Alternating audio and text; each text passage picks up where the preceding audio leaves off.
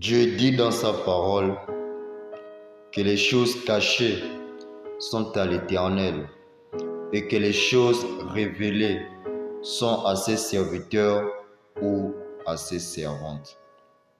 Heureux de te revoir, bien-aimé dans le Seigneur, pour cette nouvelle vidéo et bienvenue encore une fois de plus dans ma chaîne qui consiste à ramener des âmes envers le Seigneur Jésus-Christ et à réveiller les esprits et les consciences de jeunes frères et sœurs de cette génération.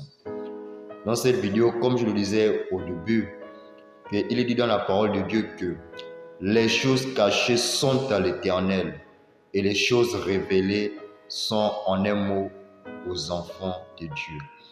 Alors bien-aimé dans le Seigneur, Dieu en aucun cas ne peut te révéler ta mission de vie, ta destinée, ton travail,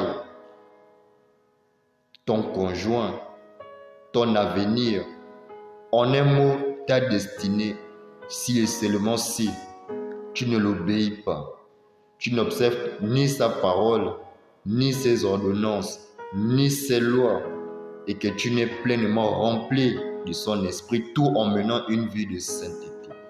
En un mot, Dieu ne peut pas te révéler les choses cachées si tu mènes encore une vie pécheresse, c'est-à-dire plongée dans l'impudicité, dans l'idolâtrie, dans la masturbation, accro à la pornographie, dans les abus sexuels, dans l'alcool, en plein dans la prostitution, en plein dans la cigarette et tout le reste. Dieu ne peut pas te révéler ces choses. Pourquoi? Parce que il dit bien que les choses cachées sont à l'Éternel. Donc, tout ce qui est en toi, le but de ta vie, sont cachés en lui.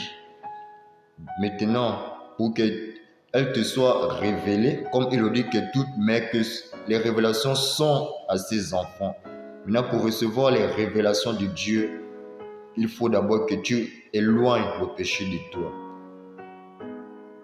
afin d'attirer le Saint-Esprit, qu'il vienne désormais siéger en toi, et que tu bâtisses désormais la maison de l'Éternel. Car, comme dit la parole de Dieu, que notre corps est le temple du Saint-Esprit, et non le temple des démons, de Jézabel, de Mami Wata, de Léviathan, de Belzébul, de tous ces démons. Non, ton corps n'est pas leur demeure, mais ton corps doit être le temple du Saint-Esprit.